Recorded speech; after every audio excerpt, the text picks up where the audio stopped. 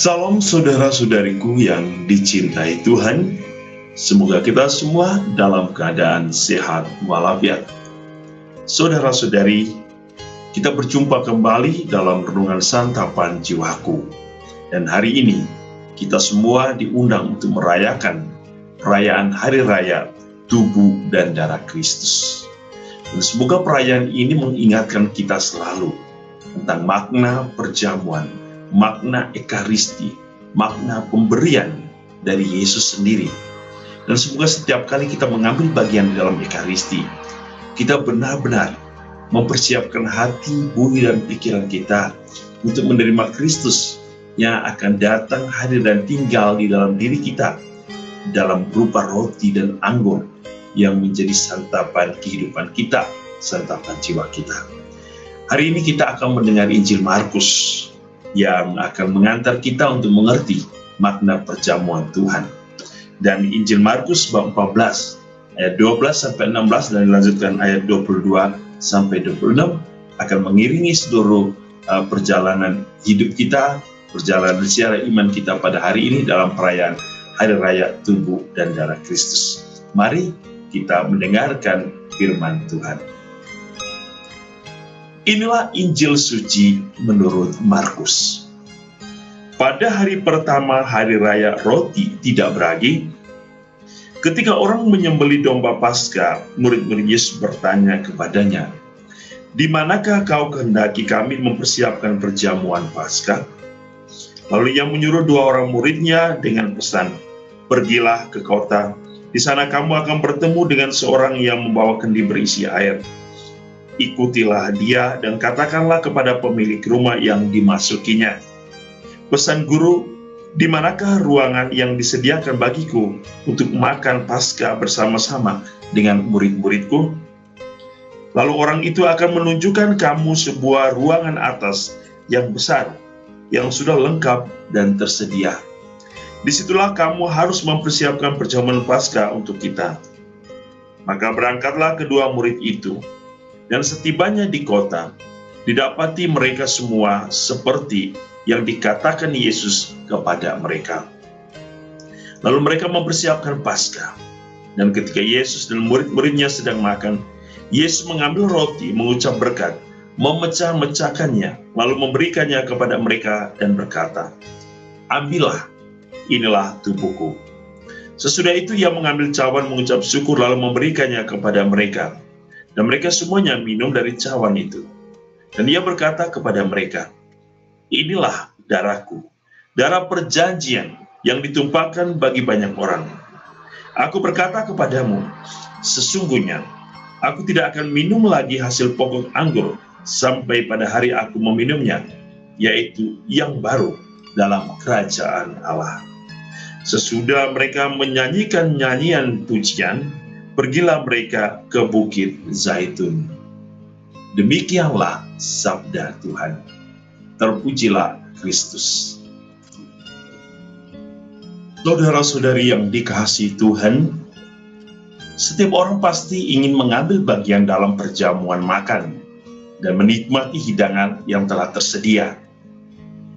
Ketika ada acara makan bersama, setiap orang akan berusaha untuk memilih menu yang lezat, menu yang terbaik, dan bahkan ingin menikmati berkali-kali. Kepuasan menjadi hal yang bahagia dalam menikmati suatu santapan. Hari ini dalam perayaan Tubuh dan Darah Kristus, Tuhan juga menawarkan kita suatu model perjamuan yang istimewa, di mana Tuhan memberikan tubuh dan darahnya sebagai santapan kehidupan kita. Perjamuan yang sering kita sebut sebagai perjamuan ekaristi ini memberikan kita makna kepuasan dan kebahagiaan yang berbeda dari hanya sekedar makan saja dalam suatu acara atau pesta. Dalam ekaristi, ketika roti dan anggur menjadi tubuh dan darah Kristus, maka makna perjamuan menjadi berubah. Yesus berkata, "Karena roti yang dari Allah ialah roti yang turun dari surga, yang memberi hidup kepada dunia." Dalam Yohanes bab 6 ayat 3. Dan selanjutnya dikatakan, "Inilah roti yang memberi kehidupan baru dan kekal bagi yang menerima dan percaya roti yang tidak akan membuat orang lapar dan haus lagi. Dan setiap orang yang telah menikmatinya akan dibangkitkan untuk hidup yang kekal. Dari ungkapan Yesus ini kita bisa memahami bahwa Yesus mengingatkan para muridnya dan kita semua tentang makna roti yang adalah dagingnya sendiri dan akan memberikan suatu kehidupan atau hidup yang selama-lamanya. Dengan demikian pemaknaan Ekaristi akan selalu berhubungan erat dengan iman yang percaya akan misteri ilahi, tubuh dan darah Kristus yang memberikan kehidupan kekal kepada orang-orang yang percaya. Misteri hidup yang kekal dijelaskan dalam bacaan-bacaan pada hari Minggu atau hari raya tubuh dan darah Kristus. Dalam bacaan pertama, bahwa betapa besar kasih Allah kepada manusia, maka dengan darah lembu jantan Allah ingin mengikat perjanjian cinta kasih dengan umat pilihannya, agar tetap setia dan memandang Allah sebagai Bapa mereka. Dan dalam bacaan kedua hari ini, perjanjian cinta Allah ini itu menjadi sempurna ketika Yesus menyempurnakan persembahan anak lembu dengan darahnya sendiri. Bukan hanya menjadi perjanjian cinta kasih, tetapi melalui darah Kristus yang menyucikan hati nurani manusia, agar manusia yang telah terpanggil menjadi putra-putrinya menerima rahmat penebusan Kristus dan memperoleh kehidupan kekal. Dan melalui Injil Markus yang telah kita dengar hari ini, ketika Yesus mengambil bagian dalam perjamuan terakhir bersama murid-muridnya, Yesus menekankan semangat pengorbanan yang telah memberikan hidupnya, tubuh dan darahnya bagi dunia ini.